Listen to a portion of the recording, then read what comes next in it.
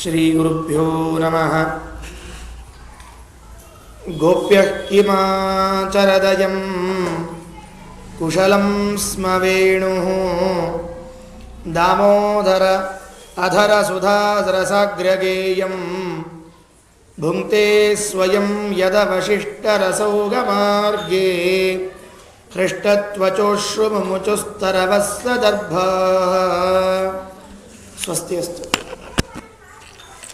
ಕೃಷ್ಣನ ಚರಿತ್ರೆಯನ್ನು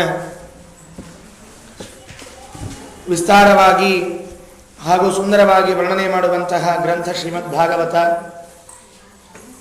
ಆ ಶ್ರೀಮದ್ ಭಾಗವತದಲ್ಲಿಯೂ ಅನೇಕ ಭಾಗಗಳಲ್ಲಿ ಕೃಷ್ಣನ ಕಥೆಯನ್ನು ವಿವರಣೆಯಿಂದ ತಿಳಿಸ್ತಾ ಇದ್ದಾರೆ ವ್ಯಾಸರು. ಅದರಲ್ಲಿ ಪ್ರಧಾನವಾದ ಘಟ್ಟ ಭಾಗ ಎನ್ನುವಂತೆ 10ನೇ ಸ್ಕಂದದಲ್ಲಿ 100 ಅಧ್ಯಾಯಗಳ ಮೇಲೆ ಕೃಷ್ಣನ ಚರಿತ್ರೆಯನ್ನು ಹೊಂದಿಸಿ ನಮ್ಮೆಲ್ಲರಿಗೂ ಕೃಷ್ಣನ ಕಥೆ ತಿಳಿಯುವಂತೆ ವ್ಯವಸ್ಥೆ ಮಾಡ್ತಾರೆ. ನಾವೆಲ್ಲ ಶ್ರಾವಣ ಮಾಸದಲ್ಲಿ ಕೃಷ್ಣನ ಜನ್ಮಾಷ್ಟಮಿಯನ್ನು ಆಚರಣೆ ಮಾಡುವಂಥವರು. ನಮಗೆ ಕೃಷ್ಣನ ಪ್ರತಿಯೊಂದು ಚರಿತ್ರೆ, ಪ್ರತಿಯೊಂದು ಘಟನೆ, ಪ್ರತಿಯೊಂದು ಕಾರ್ಯಗಳು ತಿಳಿಯಬೇಕಾದದ್ದು. ಯಾಕೆ? ಏನು ನಾವು ನಿನ್ನೆ ಆರಿಸಿಕೊಂಡ ಭಾಗ ಯಾವುದು ಅಂದರೆ ವೇಣುಗೀತೆ. ದೇವರು ಕೊಳಲನ್ನು ನುಡಿಸಿದ. ಏನಿದರಲ್ಲಿ ದೊಡ್ಡ ವಿಷಯ ಇದೆ? ದೇವರು ಕೊಳಲು ನುಡಿಸಿದ್ದನ್ನು ನಾವ್ಯಾಕೆ ಇಷ್ಟು ಶ್ರದ್ಧೆಯಿಂದ ಭಕ್ತಿಯಿಂದ ಅದಕ್ಕೆ ಸಮಯವನ್ನು ಮೀಸಲಿಟ್ಟು ಕೇಳಬೇಕು? ಏನು ಕಾರಣ ಇಲ್ಲ. ದೇವರು ಬೆಣ್ಣೆ ತಿಂದ, ಅದನ್ನು ಕೇಳಬೇಕು. ಏನಿದೆ ಅದರಿಂದ? ದೇವರು ಬೆಣ್ಣೆ ತಿನ್ನೋದರಿಂದ ಆಗೋದೇನು? ದೇವರು ಕೊಳಲನ್ನು ನುಡಿಸೋದರಿಂದ ಆಗೋದೇನು? ಯಾವುದನ್ನು ತಿಳಿದುಕೊಳ್ಳಬೇಕೋ ಅದನ್ನು ತಿಳ್ಕೊಂಡ್ರೆ ಸಾಕು. ಇದನ್ನೆಲ್ಲ ತಿಳ್ಕೊಳ್ಳೋ ಅವಶ್ಯಕತೆ ಏನಿದೆ? ದೇವರು ಅರ್ಜುನನಿಗೆ ಶ್ರೀಕೃಷ್ಣ ಗೀತೆಯನ್ನು ಉಪದೇಶ ಮಾಡಿದ ಅಂತ ತಿಳಿಯೋದು ಬೇಕು. ಯಾಕೆ ಬೇಕು? ಭಗವದ್ಗೀತೆಯಲ್ಲಿ ಮೋಕ್ಷಕ್ಕೆ ಬೇಕಾದ ಅನೇಕ ಮಾತುಗಳನ್ನು ತಿಳಿಸಿಕೊಡ್ತಾನೆ. ಸಾಧನೆಯ ಮಾರ್ಗ ಹೇಗಿದೆ ಅಂತ ಹೇಳಿಕೊಟ್ಟಾನೆ ಅನ್ನೋದಕ್ಕೆ ಅದನ್ನು ತಿಳ್ಕೊಂಡ್ರೆ ಸಾಕು. ಉದ್ಧವನಿಗೆ ತನ್ನ ಕೊನೆಯ ಕಾಲದಲ್ಲಿ ಉದ್ಧವ ಗೀತೆಯನ್ನು ಅವನಿಗೆ ಕೆಲವು ತತ್ವಗಳನ್ನು ಉಪದೇಶ ಮಾಡ್ತಾನೆ. ಅವುಗಳನ್ನು ತಿಳಿದ್ರೆ ಸಾಕು. ಈ ಎಲ್ಲ ಕೆಲಸಗಳನ್ನು ಯಾಕೆ ತಿಳ್ಕೊಳ್ಬೇಕು? ಕೊಳಲು ನುಡಿಸಿದ, ಬೆಣ್ಣೆ ತಿಂದ, ದನಗಳನ್ನು ಕಾಯ್ದ, ರಾಸಕ್ರೀಡೆಯನ್ನು ಆಡಿದ, ಇದೆಲ್ಲ ಏನು ಕೆಲಸ ಇದು? ಇದನ್ನು ತಿಳಿಯೋದ್ರಿಂದ ಲಾಭ ಇದೆಯಾ ನಮಗೆ? ಸುಮ್ಮನೆ ಭಾಗವತವನ್ನು ಕೇಳಿ ಮುಗಿಸೋದಲ್ಲ. ಪ್ರತಿಯೊಂದು ಘಟನೆಯನ್ನು ತಿಳಿಯುವಂತೆ ವೇದವ್ಯಾಸ ದೇವರು ವ್ಯವಸ್ಥೆ ಮಾಡಿದ್ದಾರೆ ದಶಮಸ್ಕಂದದಲ್ಲಿ. ಅದಕ್ಕಾಗಿ ಮೀಸಲಿಡುತ್ತಾರೆ ಅಧ್ಯಾಯಗಳನ್ನು. ನಿನ್ನೆ ಹೇಳಿದ ಹಾಗೆ ವೇಣುಗೀತೆಗಾಗಿ ವೇಣು ನುಡಿಸಿದ್ದು ಭಗವಂತ 2 ಅಧ್ಯಾಯಗಳನ್ನು ಮೀಸಲಿಟ್ಟಾರೆ. ದೇವರು ಕೊಳಲು ನುಡಿಸಿದ, ಅಷ್ಟೇ ಏನಿಲ್ಲ. ಒಂದು ಕೈಯಲ್ಲಿ ಬಿದಿರಿನ ತುಂಡನ್ನು ಹಿಡಿದು ನುಡಿಸಿದ ಅಷ್ಟೇ. ಇದಕ್ಕೆ ಹೆಚ್ಚಿಂದ ಏನಿದೆ ಪ್ರಾಶಸ್ತ್ಯ? ಯಾಕಿಷ್ಟು ಒತ್ತು ಕೊಟ್ಟು ಕೇಳಬೇಕು ಈ ಘಟನೆಗಳನ್ನು? ಅದಕ್ಕೆ ಭಗವಂತ ಅರ್ಜುನನಿಗೆ ಗೀತೆಯನ್ನು ಉಪದೇಶ ಮಾಡುವಾಗ ಒಂದು ಮಾತು ಹೇಳ್ತಾನೆ. ನೋಡು ಅರ್ಜುನ, ಮೋಕ್ಷ ಪಡೆಯಬೇಕು ಅಂತ ಆಸೆ ಯಾರಿಗಿದೆ ಆ ವ್ಯಕ್ತಿಗೆ ನನ್ನ ಒಂದೊಂದು ಕೆಲಸಗಳನ್ನು ತಿಳಿಯಬೇಕಾದ ಅವಶ್ಯಕತೆ ಇದೆ. ತಿಳಿದುಕೊಳ್ಳಿ.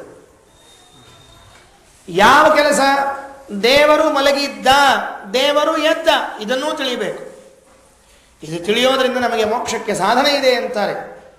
ಭಗವಂತನೇ ಹೇಳ್ತಾನೆ. ಮಧ್ವವಿಜಯದಲ್ಲಿ ಬರುತ್ತೆ, ಅನೇಕ ಗ್ರಂಥಗಳಲ್ಲಿ ಬರ್ತದೆ. ಮಧ್ವವಿಜಯದಲ್ಲಿ ಒಂದು ಮಾತು ಬರುತ್ತೆ, ಶ್ರೀಮದಾಚಾರ್ಯರ ಕಥೆಯನ್ನು ಕೇಳಿದರೆ ಏನಾಗುತ್ತೆ? ಏನು ಕೇಳಬೇಕು? ಏನೋ ಆಚಾರ್ಯರು ಪ್ರವಚನ ಮಾಡಿದರು, ಪಾಠ ಹೇಳಿದರು ಅಲ್ಲ. ಗಮನಾಸನ ಸಂಕಥಾದಿ ಲೀಲಾ ಸ್ಮೃತಿ ಮಾತ್ರೇಣ ಭವಾಪವರ್ಗದಾತ್ರೀ. ಗಮನ, ಆಸನ, ಸಂಕಥನ.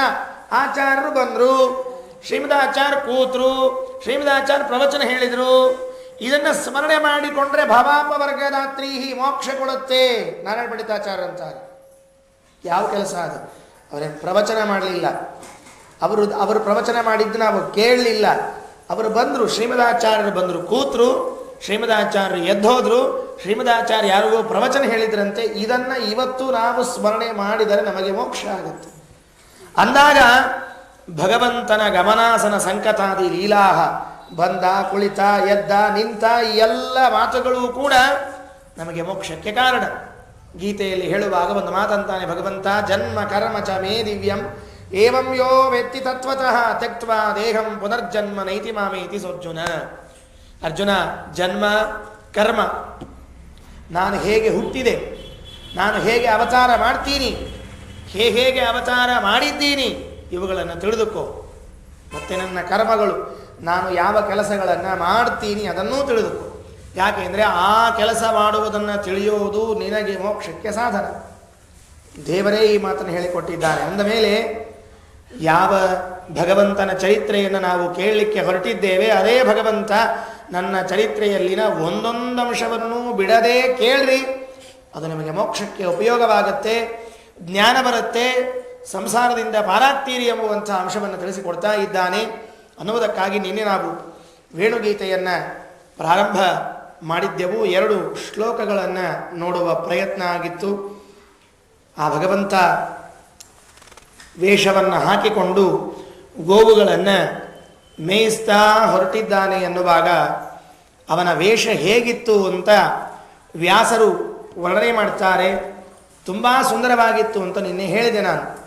ಬರ್ಘಾಪೀಡಂ ನರನಟವಪುಃ ಕರ್ಣಯೋ ಕರ್ಣಿಕಾರಃ ಬಿಭ್ರತ್ವಾಸಃ ಕನಕಕಪಿಶಂ ವೈಜಯಂತೀ ಚ ಮಾಲಾಂ ರಂಧ್ರಾನ್ ವೇಣೋಃ ಅಧರ ಸುಧಯಾ ಪೂರಯನ್ ಗೋಪವೃಂದೈಃ ವೃಂದಾರಣ್ಯಂ ಸ್ವಪದರಮಣಂ ಪ್ರಾವಿಶದ್ಗೀತ ಕೀರ್ತಿಃ. ಆ ನವಿಲುಗರಿಗಳನ್ನು ತಲೆಯ ಮೇಲೆ ಸುತ್ತಿಕೊಂಡು ಪೀತಾಂಬರಧಾರಿಯಾಗಿ ಕೊರಳಲ್ಲಿ ವನಮಾಲೆಯನ್ನು ಧರಿಸಿಕೊಂಡು ಕೈಯಲ್ಲಿ ಕೊಳಲನ್ನು ವೇಣುವನ್ನು ಹಿಡಿದುಕೊಂಡು ನಡೀತಾ ಹೋಗ್ತಾ ಇದ್ದಾನೆ ಭಗವಂತ. ಈ ರೂಪವನ್ನು ಆಜುಬಾಜು ನಿಂತಿರುವ ಎಲ್ಲ ಗೋಪಿಕಾಸ್ತ್ರೀಯರು ನೋಡ್ತಾ ಇದ್ದಾರೆ. ನೋಡಿದವರು ಸಂತೋಷಗೊಂಡು ಏನು ಹೇಳಬೇಕು, ಯಾರ ಮುಂದೆ ಹೇಳಬೇಕು? ಒಂದು ಯಾವುದಾದರೂ ಆಶ್ಚರ್ಯವಾದದ್ದನ್ನು ಅಥವಾ ಕಾಣದೇ ಇದ್ದದ್ದನ್ನು ಕಂಡ್ರೆ ಅಥವಾ ನಮಗೆ ಬಹಳ ಬೇಕಾದದ್ದನ್ನು ನೋಡಿದರೆ ಒಂದು ಆಸೆ ಆಗುತ್ತೆ, ಇನ್ನೊಬ್ಬರಿಗೆ ಹೇಳಬೇಕು ಅಂತ ಹೇಳಿ. ತಡ್ಕೊಳ್ಳಿಕ್ಕಾಗೋದಿಲ್ಲ ಮನುಷ್ಯನಿಗೆ. ಅದು ಹೇಳಬಾರದಿದ್ರೂ ಹೇಳಿಬಿಡ್ತೀವಿ. ಯಾಕೆ ಅಂದರೆ ಸ್ವಭಾವ. ಹೇಳಿ ಹೋಗಿರ್ತಾರೆ, ಯಾರ ಮುಂದೆ ಹೇಳಬೇಡ್ರ ಮತ್ತು ಅಂಥೇಳಿ. ಆ ಹೇಳೋ ಕ್ಷಣ ಇದ್ದ ನೋಡ್ರಿ. ಯಾಕೆ ಅಂದರೆ ಅದು ಯಾರ ಮುಂದೂ ಹೇಳಬಾರದ್ದೇ ಇತ್ತು ಅಂದರೆ ಇವನ ಮುಂದೆ ಆದರೂ ಯಾಕೆ ಹೇಳಬೇಕಾಗಿತ್ತವ? ಯಾರ ಮುಂದೂ ಹೇಳಬೇಡ್ರಿ ಅಂಥೇಳಿ ಇವನ ಮುಂದೆ ಹೇಳಿ ಹೋಗ್ತಾನೆ ಅಂದರೆ ಇನ್ನೊಬ್ಬರಿಗೆ ಹೇಳ್ರಿ ಅಂತ ತಾನೇ ಹೇಳಿದ ಹಾಗೆ. ಈ ಗೋಪಿಕಾಸ್ತ್ರೀಯರು ಯಾವ ಕೃಷ್ಣ ರೂಪವನ್ನು ನೋಡಿ ತಾವು ಆನಂದ ಪಡಬೇಕೋ, ಅದನ್ನು ಹೇಳಬೇಕೋ ಬಿಡಬೇಕೋ ಗೊತ್ತಾಗದೆ ಆ ಬಾಜು ಇರುವಂತಹ ಎಲ್ಲ ಗೋಪಿಕಾಸ್ತ್ರೀಯರ ಜೊತೆಗೆ ಮಾತಾಡ್ತಾ ಇದ್ದಾರೆ. ಕಣ್ಣಿದ್ರೆ ಇದಕ್ಕೆ ಕಣ್ಣಿರಬೇಕು ಅನ್ನಬೇಕಪ್ಪ. ಆ ಭಗವಂತನ ರೂಪವನ್ನು ಕಾಣೋದು ಕಣ್ಣಿನ ಫಲ. ಅದಾದ ಮೇಲೆ ಆ ಕೊಳಲಿನ ಬಗ್ಗೆ ಮಾತಾಡ್ತಾರೆ.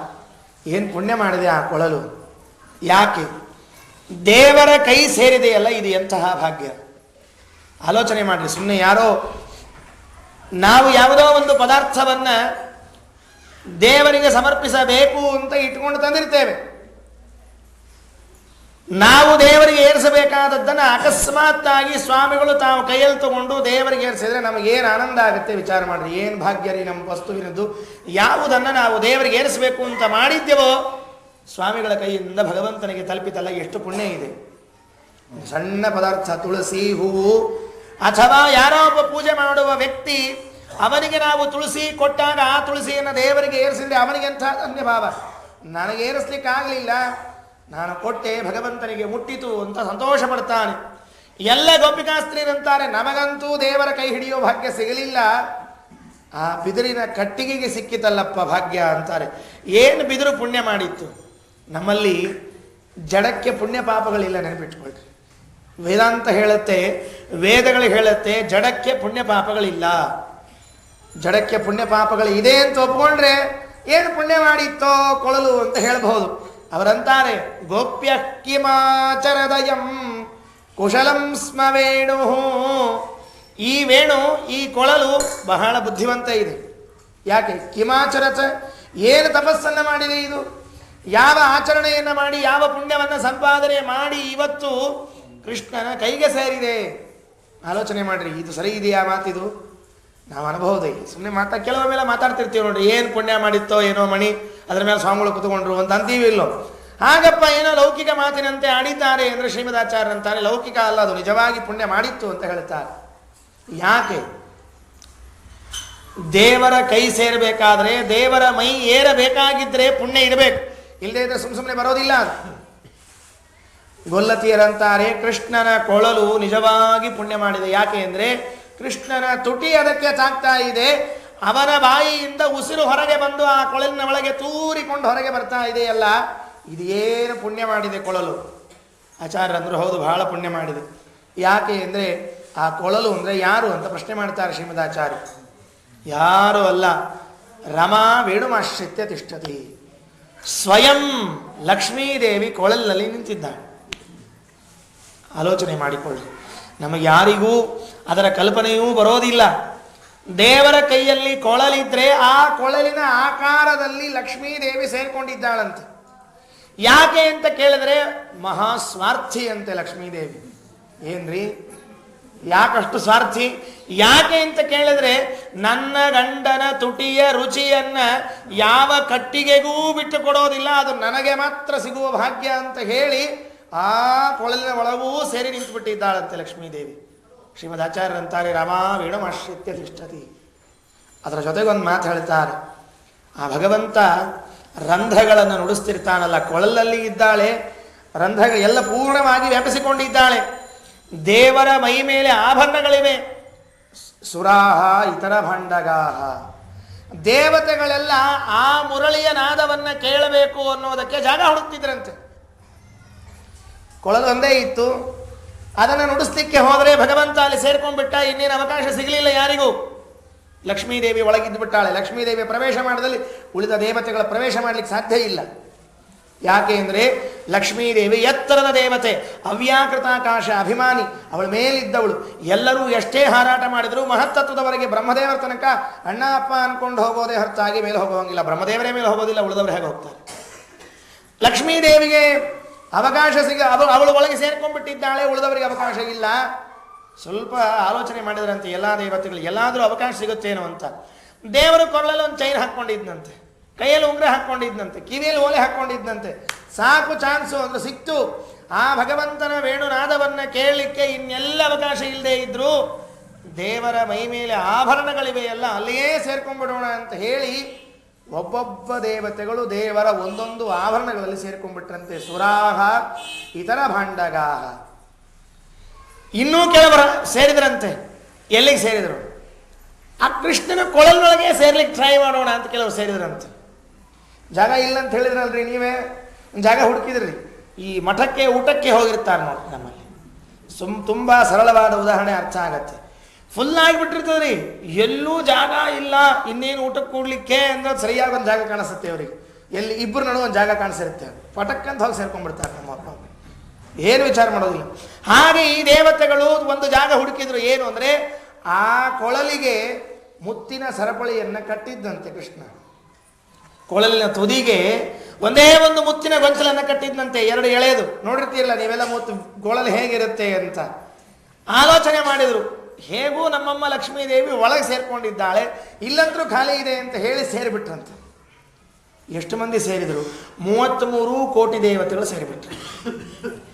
ಕೊಳಲಿನ ಒಂದು ತುದಿಯಲ್ಲಿ 33 ದೇವತೆಗಳು, ಕೊಳಲಿನ ಒಳಗೆ ಲಕ್ಷ್ಮೀದೇವಿ. ಅವರೆಲ್ಲ ಯಾಕೆ ಸೇರಿದ್ರು ಅಂತ ಕೇಳಿದರೆ, ಗೋಪ್ಯ ಕಿಮಾಚರದಯಂ ಕುಶಲಂ ಸ್ಮ ವೇಣು ದಾಮೋದರಾಧರ ಸುಧಾ ರಸಾಗ್ರಗೇಯಂ. ಆ ಭಗವಂತನ ಬಾಯಿಯಿಂದ ಬರುವ ನುಡಿಸುವ ಗಾನವನ್ನು ಕೇಳಬೇಕು ಅಂತ ಅಷ್ಟು ಆಸೆ ಪಟ್ಟು ಸೇರಿದ್ರಂತೆ. ಅಲ್ಲ, ಅವ್ರು ಸೇರಿದ್ರೆ ಖರೆ ಈ ಕೊಳಲು ಹಿಡ್ಕೊಂಡ ಒಂದು ಸಮಸ್ಯೆ ವಿಚಾರ ಮಾಡಬೇಕಲ್ಲ ಈಗ. ಯಾಕೆ? ಅವರೇನೋ ಒಂದೇ ಜಾಗ ಇದೆ ಅನ್ನೋದಕ್ಕೆ ಸರಸರ ಅಂತ ಬಂದು ಕೂತ್ಬಿಟ್ರು. ಆ ಹಿಡ್ಕೊಂಡ ಅವನ ವ್ಯವಸ್ಥೆ ಹೇಗೆ ಬ್ಯಾಲೆನ್ಸ್ ಮಾಡಬೇಕಲ್ಲ ದೇವರು. ಯಾಕೆ? ಸ್ವಲ್ಪ ಆಲೋಚನೆ ಮಾಡಿರಿ. ಇವತ್ತು ನಮ್ಮ ಊರುಗಳಲ್ಲಿ ಗೊತ್ತಾಗೋದಿಲ್ಲ. ನಿಮಗೆ ಕಲ್ಪನೆ ಬರಬೇಕು ಅಂದರೆ ಬೆಂಗಳೂರಂಥ ಊರುಗಳಲ್ಲಿ, ನಮ್ಮ ಊರುಗಳಲ್ಲಿ ಸಿಟಿ ಬಸ್ ನೋಡಿದ್ರೆ ಗೊತ್ತಾಗತ್ತೆ ನಮಗೆ. ಲಾಸ್ಟ್ ಫುಟ್ಬೋತ್ ಮೇಲೆ ಬೋರ್ಡ್ ಮೇಲೆ ಎಲ್ಲ ಜನ ಸೇರ್ಕೊಂಡ್ಬಿಟ್ಟಿರ್ತಾರೆ. ಬಸ್ ಹೀಗೆ ವಾಲಿಸಿಬಿಟ್ಟಿರ್ತದೆ. ಅದು ಒಂದು ಕಡೆಗೆ ಖಾಲಿ, ಇನ್ನೊಂದು ಕಡೆಗೆ ಪೂರ್ಣ ಬಾಗಿಬಿಟ್ಟಿದೆ. ಎಲ್ಲ ದೇವತೆಗಳು ಒಂದೇ ಕಡೆಗೆ ಸೇರಿಕೊಂಡಿದ್ದಾರೆ, ಇನ್ನೊಂದು ಕಡೆಗೆ ಇಲ್ಲವೇ ಇಲ್ಲ. ಆದರೂ ದೇವರ ಆ ಕೊಳಲನ್ನು ತನ್ನ ತುಟಿಗೆ ಲೇಪಿಸಿದ್ನಲ್ಲ, ಆ ಒಂದು ತುಟಿಯ ಲೇಪ ಅಧರಾಮೃತ ಇಡೀ 33 ಕೋಟಿ ದೇವತೆಗಳನ್ನು ಬ್ಯಾಲೆನ್ಸ್ ಮಾಡಿ ಹಿಡ್ಕೊಂಡಿತ್ತಂತೆ. ಏನೇನು ಚಿಂತೆ ಇಲ್ಲ ಅಂತ ಹೇಳ್ತಾ ಒಂದೇ ಕಡೆಗೆ ವಿಚಾರ ಮಾಡ್ರಿ. 33 ಕೋಟಿ ದೇವತೆಗಳು ಒಂದು ಕಡೆಗೆ ಜೋತು ಬಿದ್ದಿದ್ದಾರೆ. ಎಷ್ಟು ಭಾರ ಆಗ್ಲಿಕ್ಕಿಲ್ಲ. ದೇವರು ಒಂದು ತುದಿ ಕಡೆಗೆ ತನ್ನ ತುಟಿಯನ್ನು ಹಚ್ಚಿದ್ದಾನೆ. ಆ ದೇವರ ತುಟಿಯ ಸ್ಪರ್ಶಕ್ಕೂ 33 ಕೋಟಿ ದೇವತೆಗಳು ಇರೋದಕ್ಕೂ ಬ್ಯಾಲೆನ್ಸ್ ಆಗಿ ಹೋಯ್ತಂತೆ. ಮಧ್ಯದಲ್ಲಿ ಇದ್ದವಳು ಯಾರು? ಬ್ಯಾಲೆನ್ಸ್ ಅನ್ನು ಹಿಡ್ಕೊಂಡು ನಿಂತವಳು ಅಂದರೆ ಲಕ್ಷ್ಮೀದೇವಿ. ನೆನಪಿಟ್ಕೊಳ್ರಿ, ಈ ಕಡೆಗೆ ಇದ್ದ ದೇವತೆಗಳನ್ನು ಆ ಕಡೆಗೆ ಇದ್ದ ಭಗವಂತನ ಜೊತೆಗೆ ಸಂಪರ್ಕ ಕಲ್ಪಿಸಿ ಸೇತುವೆಯಾಗಿ ನಿಂತವಳು ಮಹಾಲಕ್ಷ್ಮೀದೇವಿ. ಶ್ರೀಮದಾಚಾರ್ಯರು ಇಷ್ಟು ಸುಂದರವಾಗಿ ವ್ಯಾಖ್ಯಾನ ಮಾಡ್ತಾರೆ. ಏನು ನಮಗೆ ಆ ಕೊಳಲೂ ಬೇಡ, ಆ ಸಂಬಂಧವೂ ಬೇಡ.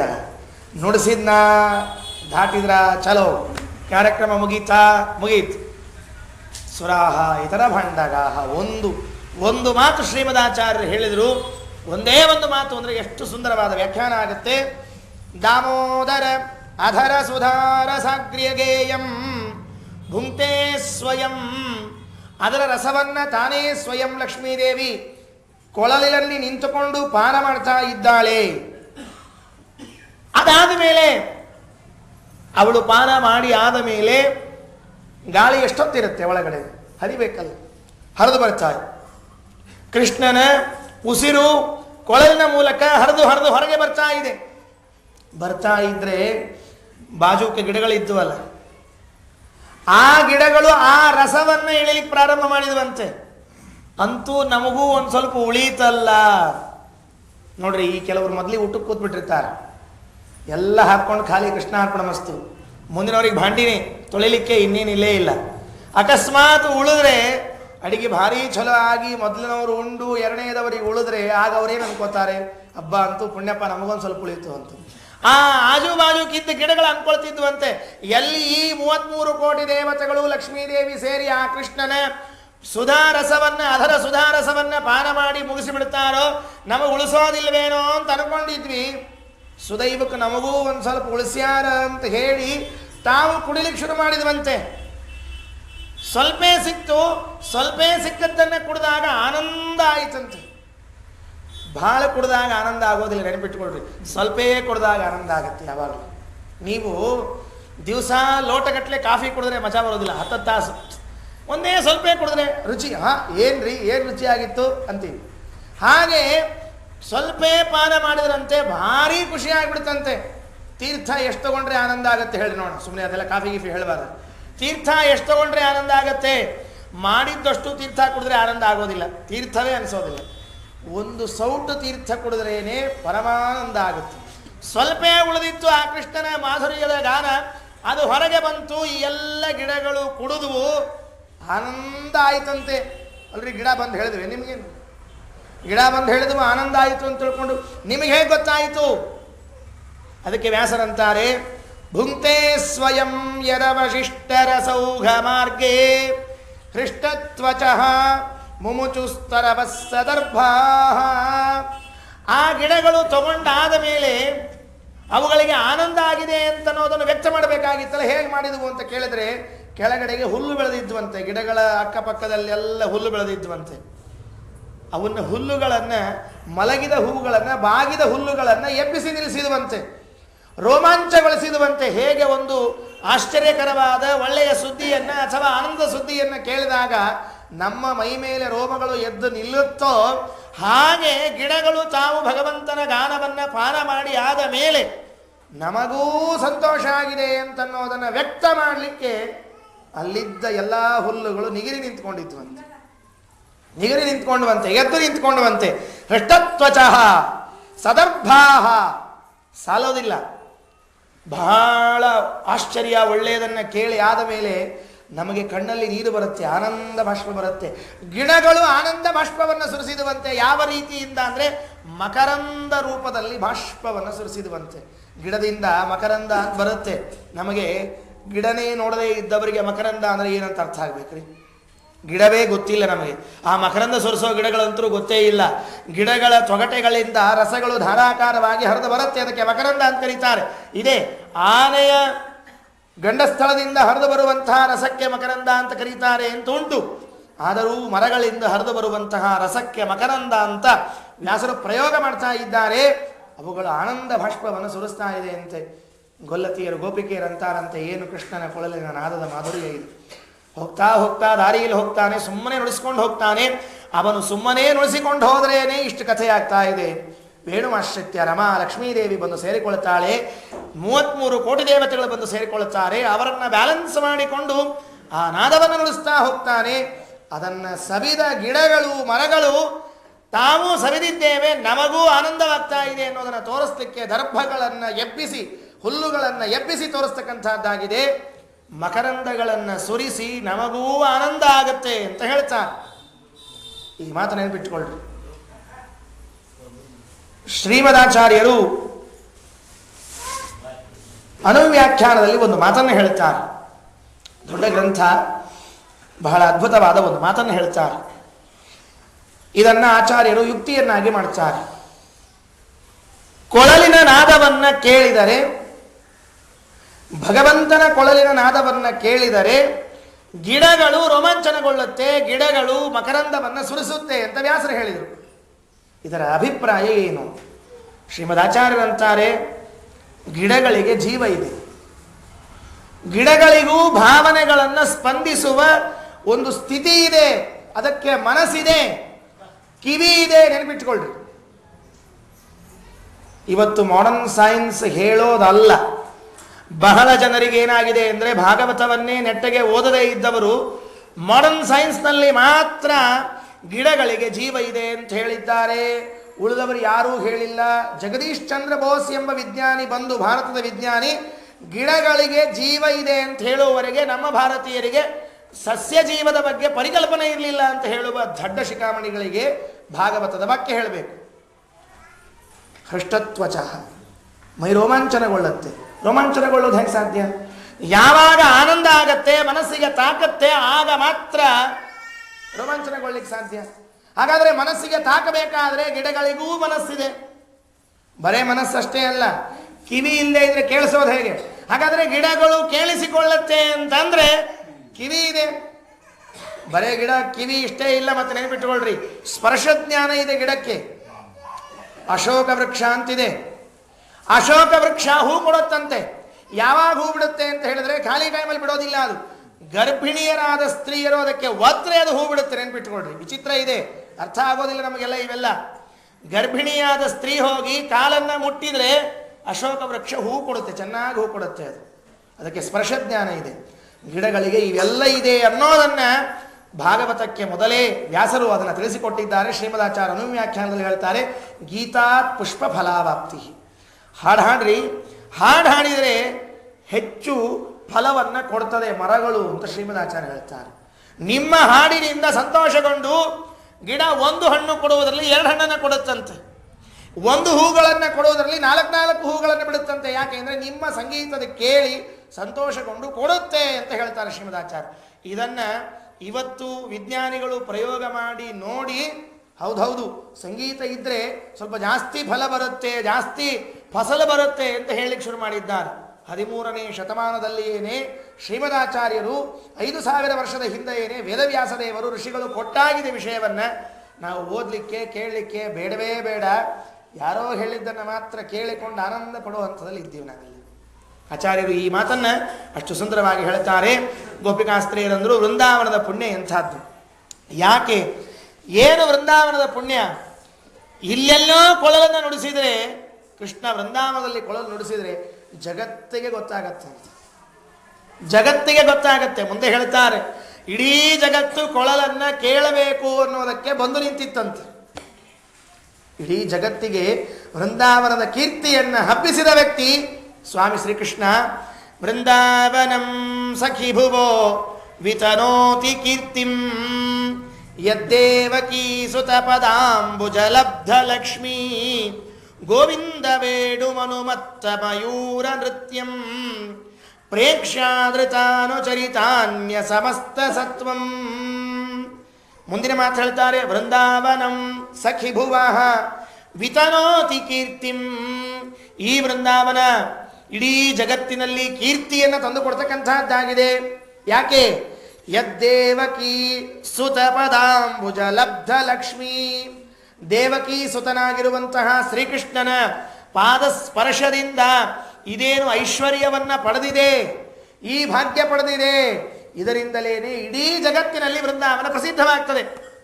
ಯಾರಿಗಾದರೂ ಕೇಳ್ರಿ ವೃಂದಾವನ ಅಂದರೆ ಏನು ಅಂತ ನೀವು ಕೇಳಿದ್ರೆ ಅವರಿಗೆ ಪ್ರಾಯ ಕೆಲವರಿಗೆ, ಯಾರಿಗೆ ತುಳಸಿ ವೃಂದಾವನ ಗೊತ್ತಿಲ್ಲ, ಸ್ವಾಮಿಗಳ ವೃಂದಾವನ ಗೊತ್ತಿಲ್ಲ, ಅವರಿಗೆ ನೀವು ವೃಂದಾವನ ಅಂತ ಕೇಳಿದರೆ ಹೇಳೋದು ಒಂದೇ, ಕೃಷ್ಣನ ವೃಂದಾವನ ಅಂತ ಹೇಳ್ತಾರೆ. ಇನ್ಯಾವ ವೃಂದಾವನವನ್ನು ಹೇಳೋದಿಲ್ಲ. ದಕ್ಷಿಣದಲ್ಲಿ ನಾವೆಲ್ಲ ವೃಂದಾವನಗಳ ಬಗ್ಗೆ ಹೆಚ್ಚು ಪರಿಚಿತರು, ಯಾಕೆಂದರೆ ನಮ್ಮಲ್ಲಿ ಅನೇಕ ಜನ ಸ್ವಾಮಿಗಳಾಗಿದ್ದಾರೆ, ವೃಂದಾವನಗಳಾಗಿವೆ, ತುಳಸಿ ವೃಂದಾವನ ಇದೆ. ಆದರೆ ಉತ್ತರಕ್ಕೆ ನೀವು ಹೋದರೆ ಮಥುರ ಮತ್ತು ವೃಂದಾವನ, ಗೋಕುಲ ಇವುಗಳು ಎದಕ್ಕೆ ಪ್ರಸಿದ್ಧ ಅಂದರೆ ಕೃಷ್ಣನಿಗೆ ಪ್ರಸಿದ್ಧ.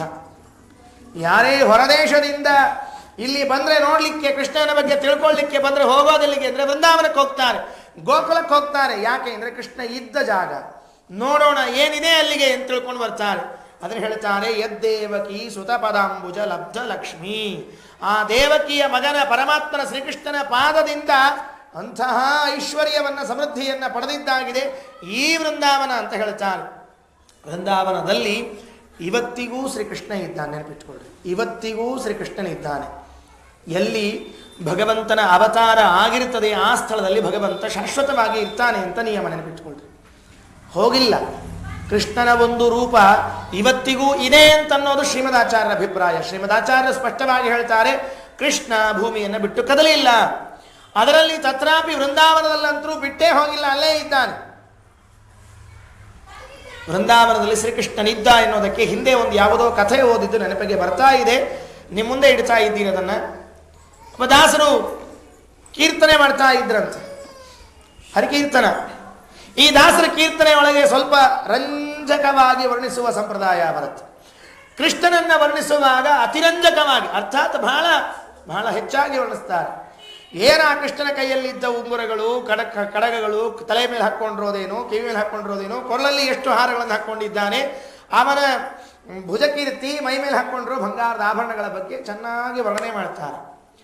ಭಾರೀ ವರ್ಣನೆ ಮಾಡ್ತಿರುವಾಗ ಆ ಹರಿಕಥೆ ಕೇಳಲಿಕ್ಕೆ ಒಬ್ಬ ಕಳ್ಳ ಬಂದು ಕೂತಿರ್ತಾನೆ. ನೋಡ್ರಿ, ನೆಟ್ಟಗಿರೋರೇ ಬರ್ಲಿಕ್ಕೆ ಸಾಧ್ಯ ಇಲ್ಲ, ಕಳ್ಳ ಹರಿಕಥೆ ಕೇಳಲಿಕ್ಕೆ ಬಂದಿದ್ದಾನೆ. ಅವನಿಗೆ ಹರಿಕಥೆ ಕೇಳಬೇಕು ಅಂತ ಬಂದದ್ದಲ್ಲ, ಅವನಿಗೆ ಈ ದಾಸರದೆಲ್ಲಾದರೂ ಹೊಡಿಲಿಕ್ಕೆ ಸಾಧ್ಯ ಇದೆ ಏನೋ ಅಂತ ಅವನ ವಿಚಾರ ಇತ್ತು. ಪಾಪ ಈ ದಾಸರು ಪಾಪ ಆ ಕಡೆ ಈ ಕಡೆ ಯಾರ್ದೋ ಜೊತೆ ಮಾತಾಡ್ತಾ ಇದ್ರೆ ಅವ್ರ ಜೋಳಿಗೆ ಹೊರಿಸ್ಬಿಟ್ರೆ ಆಯಿತು ಅಂತ ಅವನು ಲೆಕ್ಕದಲ್ಲಿ ಕೀರ್ತನೆ ಮಾಡಿ ಕೇಳಲಿಕ್ಕೆ ಬಂದು ಕೂತಿದ್ದಾನೆ, ಏನೋ ಪಿಕ್ ಪಾಕೆಟ್ ಮಾಡಬೇಕು ಅಂತ ತಿಳ್ಕೊಂಡು. ಈ ಕೀರ್ತನೆ ಮಾಡ್ತಾ ಮಾಡ್ತಾ ಭಾವೋದ್ವೇಗದಿಂದ ದಾಸರು ಹೇಳ್ಬಿಟ್ರು, ಏನ ಕೃಷ್ಣ ಅವನ ಮೈ ಮೇಲೆ ಆಭರಣಗಳು, ಅವನ ಮೈ ಮೇಲೆ 108 ಬಾರಿ ಹೇಳ್ಬಿಟ್ರು. ಈ ಕಳ್ಳನಿಗೆ ಕೃಷ್ಣನ್ಗಿಂತ ಆಭರಣಗಳ ಮೇಲೆ ಜಾಸ್ತಿ ಕಿವಿಗೆ ಹೋಗ್ಬಿಡ್ತಾವೆ. ಅಲ್ಲ ಅಲ್ಲ ಹೆಂಗರ ಮಾಡಿ ಕೃಷ್ಣನ್ ಒಮ್ಮೆ ಹಿಡಿದು ಬಿಟ್ರೆ ಸಾಕಲ್ಲ, ಒಮ್ಮೆ ಈ ಕೃಷ್ಣನ್ ಹಿಡಿದ್ರೆ ಸಾಕು, ಇನ್ನು ಜನ್ಮದಲ್ಲಿ ಕನ್ನ ಹಾಕೋ ಪರಿಸ್ಥಿತಿ ಇಲ್ಲ ನನಗೆ. ಯಾಕೆ ಅಲ್ರಿ, ಇಷ್ಟು ಮಾಲ್ ಸಮೇತ ಇದ್ದ ವ್ಯಕ್ತಿನ ಒಂದು ಸಾರ್ತಿ ಹಿಡಿದು ಬಿಟ್ರೆ ಏನು ಕೇಳ್ತೀರ್ರಿ, ಎಲ್ಲಾದರೂ ಶಾಶ್ವತವಾಗಿ ಮನೆಯಲ್ಲಿ ಕೂತ್ಕೋಬಹುದು, ಇನ್ನು ಕಳ್ಳತನ ಬಿಡಬಹುದು ಅಂತ ಹೇಳಿ ಆ ಕೇಳಿದ ಪ್ರಭಾವಕ್ಕೆ ಅವನು ಎಲ್ಲರೂ ಹೋದ ಮೇಲೆ ಮೆತ್ತಲಿಗೆ ಎದ್ದ. ದಾಸರಿಗೆ ಕೇಳಿದ, ದಾಸರೇ ಇಷ್ಟೊತ್ತು ತನಕ ನೀವೇನು ಕೃಷ್ಣ ಕೃಷ್ಣ ಕೃಷ್ಣ ಅಂತ ಹೇಳಿದ್ರಲ್ಲ, ಅವ ಎಲ್ಲಿ ಸಿಗುತ್ತಾನೆ ಅಂತ ಕೇಳಿದ. ಸುಮ್ಮನೆ ಅವನಿಗೇನು ಗೊತ್ತ್ರಿ, ಪಾಪ ದಾಸರಿಗೆ ಏನು ಗೊತ್ತು. ಸ್ವಲ್ಪ ಯಾರೋ ಇದು ಮೇಲಿನ ಪಾರ್ಟಿ ಫ್ಲೋರ್ ಖಾಲಿ ಇರೋ ಪಾರ್ಟಿ ಅಂದ್ಕೊಂಡ್ರು, ಫಸ್ಟ್ ಫ್ಲೋರ್ ಖಾಲಿ ಇರೋ ಪಾರ್ಟಿ ಇದು. ಯಾಕಂದ್ರೆ ಕೃಷ್ಣ ಎಲ್ಲಿ ಸಿಗ್ತಾನೆ ಅಂತ. ಯಾಕೆ ಅಂದರೆ ಹೇಳಿದ ದಾಸರಿಗೂ ಗೊತ್ತಿಲ್ಲ ಕೃಷ್ಣ ಎಲ್ಲಿ ಸಿಗ್ತಾನೆ ಅಂತ, ಪ್ರವಚನ ಕೂತವರು ಎಂದೂ ಕೇಳಿಲ್ಲ ಕೃಷ್ಣ ಎಲ್ಲಿ ಸಿಗ್ತಾನೆ ಅಂತ ತಿಳ್ಕೊಂಡು ಅದೇ ಸುದೈವಕ್ಕೆ ಈ ಆಚಾರಗಳು ಬದುಕೊಂಡಿರ್ತಾರೆ. ಯಾಕಂದರೆ ಶ್ರೋತೃವರ್ಗ ಯಾರಾದರೂ ಎದ್ದು ನಿಂತ ಆಚಾರ ಎಲ್ಲಿದ್ದಾನೆ ಕೃಷ್ಣ ಹೇಳ್ರಿ ಅಂದರೆ ಆಚಾರ ನಾಳಿಂದ ಪ್ರವಚನ ಕ್ಯಾನ್ಸಲ್ಲು. ಅವ್ರಿಗೆ ಗೊತ್ತಿರೋದಿಲ್ಲ, ಇವ್ರಿಗೆ ಎಲ್ಲಿಂದ ಹೇಳ್ಬೇಕು ಹೇಳ್ರಿ ನೋಡೋಣ. ಆ ದಾಸರಿಗೆ ಗೊತ್ತೇ ಇರಲಿಲ್ಲ, ಅವರು ಎಲ್ಲೋ ಕೇಳಿದ ಸುದ್ದಿ, ಅವ್ರಕ್ಕೆ ಉಸಿರು ಬಿಟ್ಟರು.